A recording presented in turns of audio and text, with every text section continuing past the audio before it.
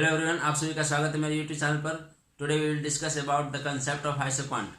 As we know, production takes place with the help of many factors of production, but in the context of isoquant we take only labor and capital as the two variable factors.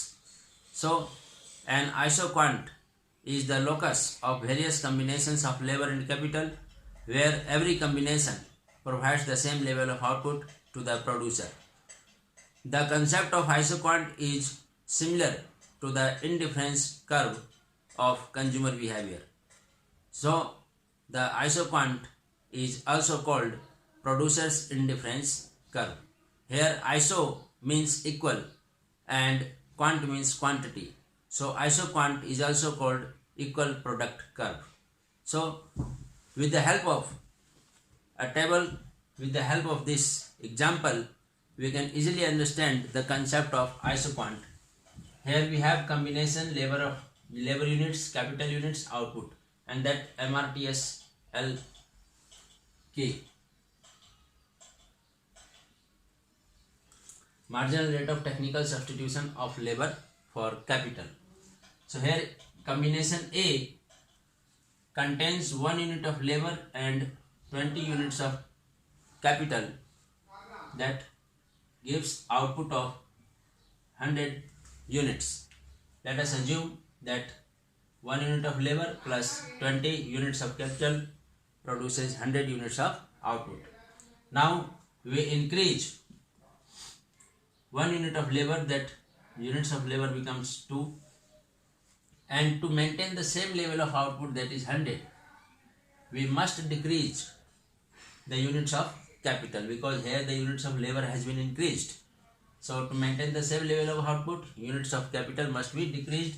So here we decrease the units of capital by 5, so it becomes 15 now. Again in combination C, if we again increase the units of labor by 1, that becomes 3 units of labor, and to maintain the same level of output 100, again we have to decrease the units of capital, but the decrease in the units of capital go on falling and falling. Okay, because labor and capital are not perfect substitute to each other. So here units of capital decrease by 5 units, but here it will decrease by the fewer units. So here it decreases by 4, that becomes 11 units of capital. So 3 units of labor plus 11 units of capital also gives the same level of output. Again in the combination D, if 4 units of labor is used, and to maintain the same level of output, again we have to decrease the units of capital. So here the capital decreased by 4 units, now we will decrease the capital by 3 units, that becomes 8. And similarly in E combination, when labor becomes 5 units to produce the same level of output, now we will decrease the labor by 2 units, that becomes 6 units. So here we have the table with which we can easily graph an isoquant on the diagram. Okay. Now what is MRTS? Marginal rate of technical substitution. Here we can see that with the each additional unit of labor, some units of capital has been substituted. So this is called rate of substitution, and rate of substitution per unit of labor. Per unit means marginality. So this is called marginal rate of substitution, and we know production is a technical process. Production is a technical work. Therefore we here include the word technical. Marginal rate of technical substitution. Okay. So here the technical substitution, rate of substitution is 5. With the increment of 1 unit of labor, the 5 units of capital decrease from 20 to 15. So the marginal rate of technical substitution of labor for capital will be 5:1. Again here the rate of substitution is 4 units. So 4:1 is the MRTS LK. Here 3 units. Here 2 units. So 5, 4, 3, 2 represents marginal rate of technical substitution of labor for capital, and by concept we can explain it as marginal rate of technical substitution of labor for capital denotes the rate by which the units of capital is decreased when 1 unit of labor is increased to maintain the same level of output. So this is the concept of MRTS. Okay, and when we present this table into the graph, we get the isoquant. Here in this graph, labor is represented on x-axis and capital is represented on y-axis, and IQ represents the isoquant. Here we see isoquant slopes downward to the right side. IQ sloping downward to the right side indicates the negative slope, because when we increase the unit of labor, then units of capital is going to decrease to maintain the same level of output. So there is inverse relationship between the units of labor and units of capital. Therefore, isoquant slopes downward to the right side, and this is also the first property of isoquant. So in properties of isoquant, we see number one property, isoquant slopes downward to the right side. This is the first property of isoquant. Property means characteristics, features.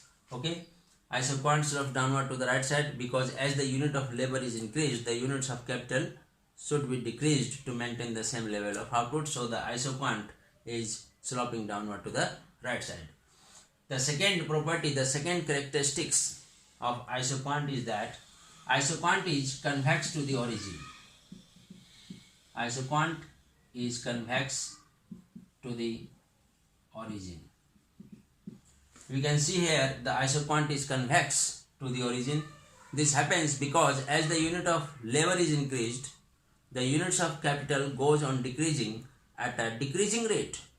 So first in our example, the capital decreased by 5 units, then it decreased by 4 units, thereafter it decreased by 3 units and 2 units. So the rate of decrease in the capital goes on decreasing. Therefore, isoquant is convex to the origin. In simple terms, we can say that isoquant is convex to the origin because MRTS LK is decreasing.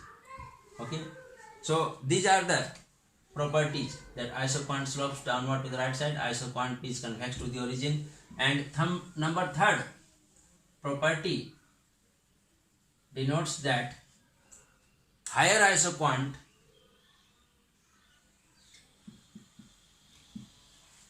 represents more output. It means as we move to the right side upward to the initial isoquant, then the higher isoquant will give more output to the producer, because higher isoquant contains more units of labor and more units of capital. So with the combination of more labor and more capital, the higher isoquant gives more output. Similarly, lower isoquant will give less output because in the lower isoquant there is the combination of less unit of labor and less unit of capital. Okay. Similarly, the next property of isoquant will be that two isoquant can never intersect each other like this. IQ1, IQ2, here the point A, B and C. This can't be true because with the concept of isoquant, we come to know that every combination that fall on the isoquant gives the same level of output. So A and B combinations are on the IQ2. So the production of A must be equal to the production of B. Similarly, the production of A combination must be equal to the production of C combination because A and C lie on the same IQ1. So production of A must be equal to production of C. And with this terms A is equal to B, A is equal to C, so the combination B and the production of combination C. So here the production of combination B must be equal to the production of combination C according to this. But B and C combinations are on the different isoquant. So this can't be true. It can't be true because B lies on the higher isoquant and C lies on the lower isoquant. So this is a false statement. So we can say that two isoquant can never intersect each other. This was the third property of isoquant. And fourth property is that this was the fourth property. Number 1, isoquant slopes downward to the right side. Number 2, isoquant is convex to the origin. Number 3, higher isoquant gives higher level of output. Number 4, two isoquant can never intersect each other. And number 5, no isoquant tangent to the axis. This can't be true. If this is an isoquant,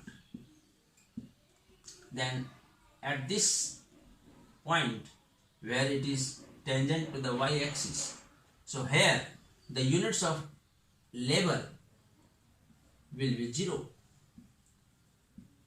Here at this coordinate, at this combination point, the units of labor is 0 and only there is capital. And at this combination, the units of capital is 0 and only labor is used here. And we know production cannot take place with a single variable. With a single input, production can never take place. There must be at least 2 factors to produce anything. Therefore, no isoquant can tangent to any axis. Okay. So these are the properties of isoquant. Okay. With this, I would like to request all of you to like and share my videos and also subscribe my channel.